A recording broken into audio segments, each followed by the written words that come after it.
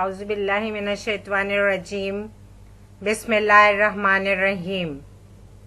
अस्सलामुअलैकुम। Welcome to Satyan Education Services. How are you students? I hope you all are fine. Students, this is your first lecture of chapter number 8. But overall, this is lecture number 29 of Social Studies. Let's begin.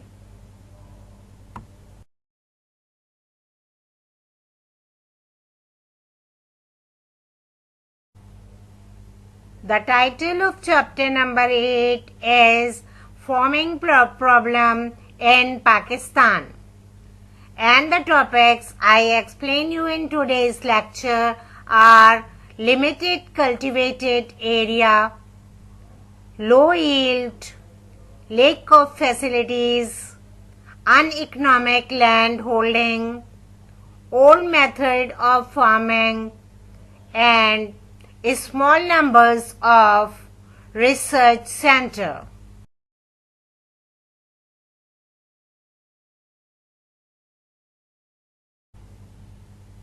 Limited cultivated area. Total area of Pakistan 79.6 million acre. 23.5% under use. About 8 to 9 million area is uncultivated. Students, Pakistan का जो area है cultivation के लिए वो बहुत limited है। जो total area है पाकिस्तान का जिस पे कल्टीवेशन की जा सकती है वो 79.6 मिलियन एकड़ है, लेकिन सिर्फ 23.5% जो है वो एरिया ऐसा है जिसको कि पाकिस्तान में यूज किया जाता है कल्टीवेशन के लिए। और अगर देखा जाए तो तकरीबन 78 से 9 मिलियन एरिया जो है वो अनकल्टिवेटेड है, उस पर किसी किस्म की जो है वो कल्टीवेशन नहीं की जाती है।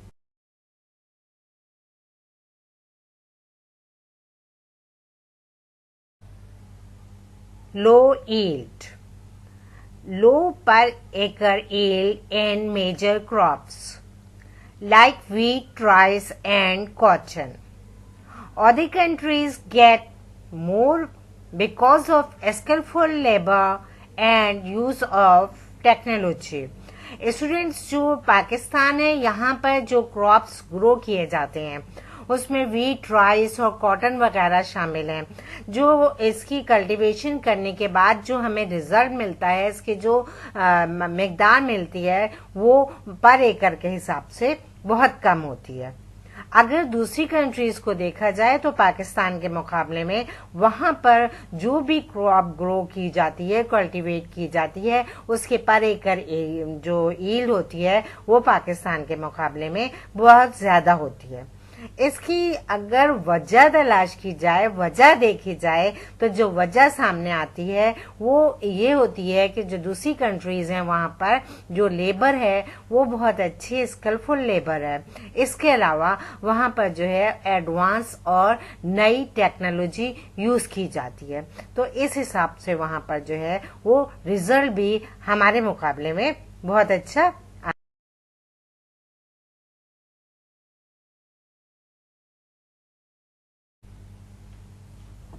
Lack of facilities. Rural infrastructure is not good. Lack of education, lack of transport, improper storage, poor road structure, far away markets availability. Students, जो ज़रूरियात ज़िंदगी हैं या जो कल्टीवेट करने के बाद भी जो है वो ज़रूरियात होती हैं उसका फुकदान है, उसकी कमी है। कैसे कि जो रूरल एरियाज हैं, जो देहाती इलाके हैं, वहाँ का जो माहौल है काम करने के लिए वो अच्छा नहीं है, गुड नहीं। उनको तमाम की तमाम जो है वो सहूलियात मैसर नहीं होती कि वो आसानी से अच्छी तरह से काम कर सकें। उसके बाद जो वहाँ पर लोग काम कर रहे हैं, जो किसान काम कर रहे हैं, वो जो है वहाँ उनकी तालीम की कमी होती है उनके अंदर, जिसकी वजह से वो सही फैसले करने की सलाहियत नहीं रखते। जब वहाँ पर क्रॉप्स ग्रो कर जाती है तो एक जगह से दूसरी जगह पहुँचाने के लिए जितना अच्छी और सही ट्रांसपोर्ट की जरूरत होती है वो भी वहाँ पे के लोगों को मैसर नहीं होती।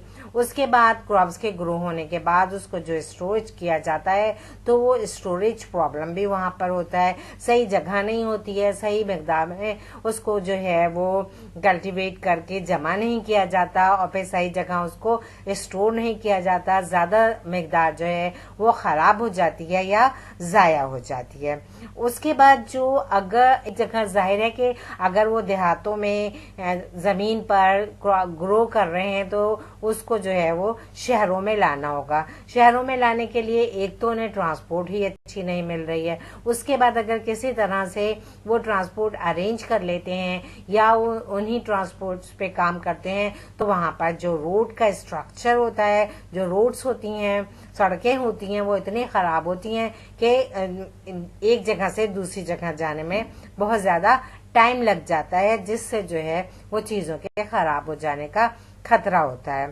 क्यों? और फिर जो है वो जहाँ पे ग्रो कर रही है चीज वहां से मार्केट्स जो हैं वो इतनी दूर होती हैं कि उन मार्केट्स में पहुंचने के लिए, जैसे अभी मैंने बताया आप लोगों को, कि काफी जो है वो प्रॉब्लम्स आते हैं उनके जिंदगी में, किसानों की जिंदगी में, लेबर्स की जिंदगी में, और वो उनको प्रॉब्लम्स को सॉल्व करते करते जो है वो अपनी मेहनत का बहुत सा हिस्सा जो है वो जाया कर देते हैं।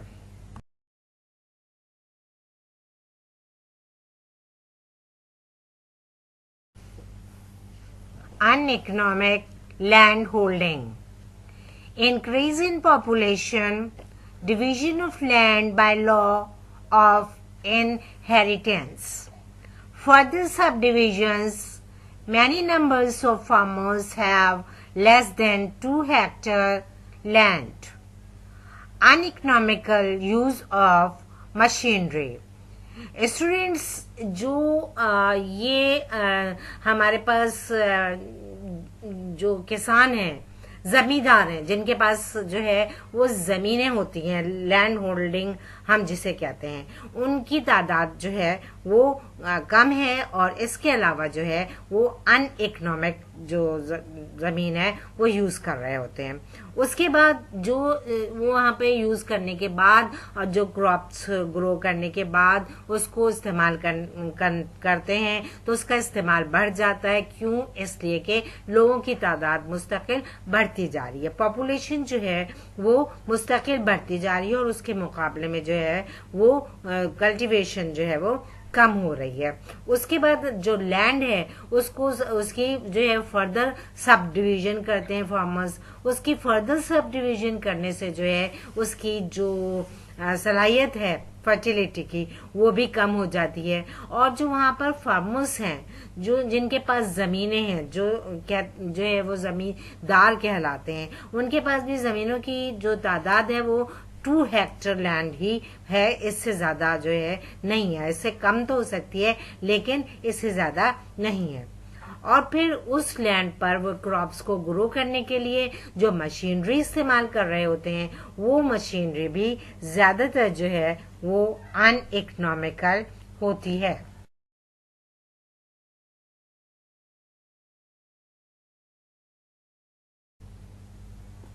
Old methods of farming. Traditional methods, old implements, low yield, but now modern methods are taking place. Traditional method cannot compete with modern one. Students जो ये कल्टीवेशन हो रही है उसमें जो मेथड्स यूज हो रहे हैं वो मेथड जो है बहुत ही पुराने रिवायती मेथड जो किसान हैं उनके बाप दादा इस्तेमाल किया करते थे, वही मेथड अभी तक वो लोग इस्तेमाल कर रहे हैं, उन्हीं उसूलों पर चल रहे हैं, जिसके रिजल्ट के तौर पर जो है वो उनको जो है वो उनकी जो ईल्ड हो रही है वो भी बहुत कम है। लेकिन आहिस्ता आहिस्ता वक्त गुजरने के साथ साथ किसानों ने भी जो है वो तरक्की कर ली है और उन्होंने मॉडर्न मेथड अपनाने शुरू कर दिए हैं। ये जो मॉडर्न मेथड अपना रहे हैं तो उनको थोड़ा सा मेहनत भी ज़्यादा करनी पड़ रही है और जो है वो काम भी ज़्यादा करना पड़ रहा है, तवज्जो भी ज़्यादा देनी पड़ रही है, क्योंकि जितने भी मॉडर्न मेथड हैं वो किसी तरह भी आम जो रिवायती मेथड उनके बुजुर्गों की तरफ से चले आ रहे हैं उनसे जो है वो मुताशाबा नहीं रखते, उनसे मिलते जुलते नहीं है, बल्कि उसके लिए जो है इन लोगों को खास तौर पर अक्सर जो है वो ट्रेनिंग हासिल करनी पड़ती है, फिर वो जो है उन मॉडर्न मशीन्स को और इक्विपमेंट को यूज कर पाते हैं।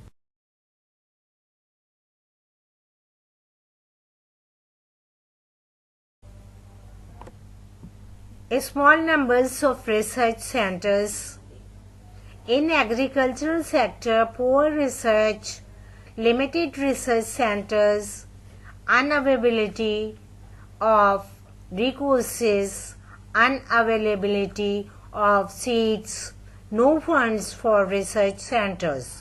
स्टूडेंट्स और फिर एग्रीकल्चर को तरक्की देने के लिए, उसको प्रॉपर रखने के लिए, इकोनॉमिकल बनाने के लिए ज़रूरी होता है कि रिसर्च सेंटर्स कायम किए जाएं, जहां पर रिसर्च की जाए कि कैसी ज़मीन की ज़रूरत होती है। इसके अलावा फार्मर्स को जो है वो तालीम दी जाए, नए इक्विपमेंट के मुतालिक बताया जाए। लेकिन यहाँ पर एग्रीकल्चर सेंटर के जो रिसर्च सेंटर्स हैं उनकी हालत बहुत ख़राब है और इनकी जो तादाद है वो भी बहुत कम, लिमिटेड तादाद में मौजूद है, तो वहां पर उसी तरह जो है वो लिमिटेड काम हो रहा है। इसके बाद जो है वो रिकोर्सेज भी लोगों को यानी कोर्स करवाया जाए, फिर उसमें आगे तरक्की करके नया कोर्स करवाया जाए, नई मशीनरी के मुताबिक मालूमात मुहैया की जाए, ऐसी कोई सहूलत लोगों में नहीं है। अच्छे और मयारी जो बीज होते हैं उनका इस्तेमाल बहुत ज़रूरी होता है। अगर उसको इस्तेमाल किया जाएगा तो फिर जो है वो अच्छी कल्टीवेशन होगी, अच्छी ग्रोथ होगी, जो मुल्क की तरक्की के लिए अहम साबित होगी।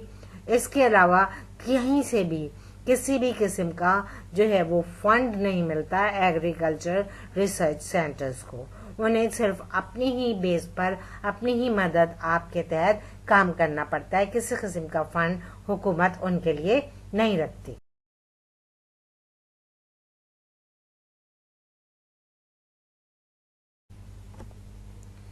Market prices of agriculture goods.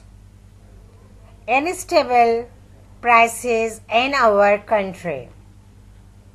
Cab-Webb theorem.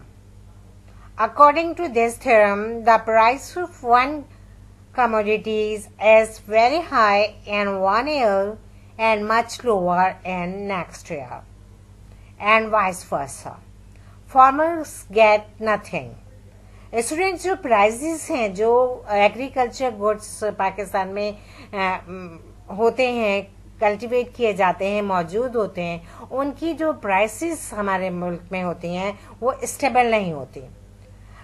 एक साल अगर इनकी प्राइसेस कुछ होती हैं तो अगले साल या तो बहुत ज़्यादा बढ़ जाती हैं या बहुत कम हो जाती हैं, जिसकी वजह से कंट्री जो है वो उसकी इकोनॉमिक कंडीशन जो है वो सफ़र करती है।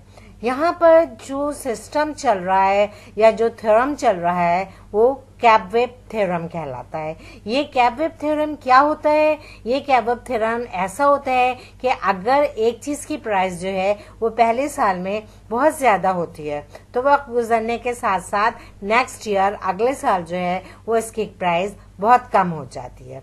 इसी तरह अगर वाइस वर्सा यानी अगर पहले साल इसकी प्राइसेस कम है तो नेक्स्ट ईयर इसके प्राइसेस जो हैं वो बढ़ जाती हैं। रिजल्ट के तौर पर मुल्क की इकोनॉमिक कंडीशन तरक्की नहीं करती, मुल्क तरक्की नहीं करता और फिर जो है वो इसके साथ साथ रिजल्ट जो निकलता है वो निकलता है कि किसानों के हिस्से में कुछ नहीं आता। जब मुल्क तरक्की नहीं कर रहा, जब हम कोई चीज़ एक्सपोर्ट नहीं कर पा रहे तो किसान बेचारे इतनी मेहनत करने के बावजूद भी कुछ हासिल नहीं कर पाते।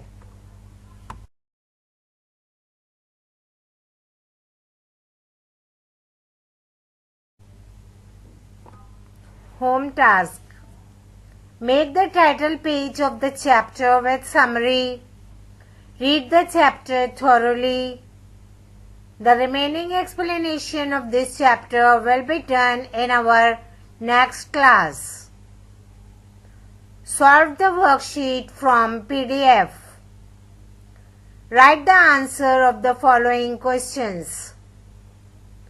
Why do you think mechanization is impractical on small farms?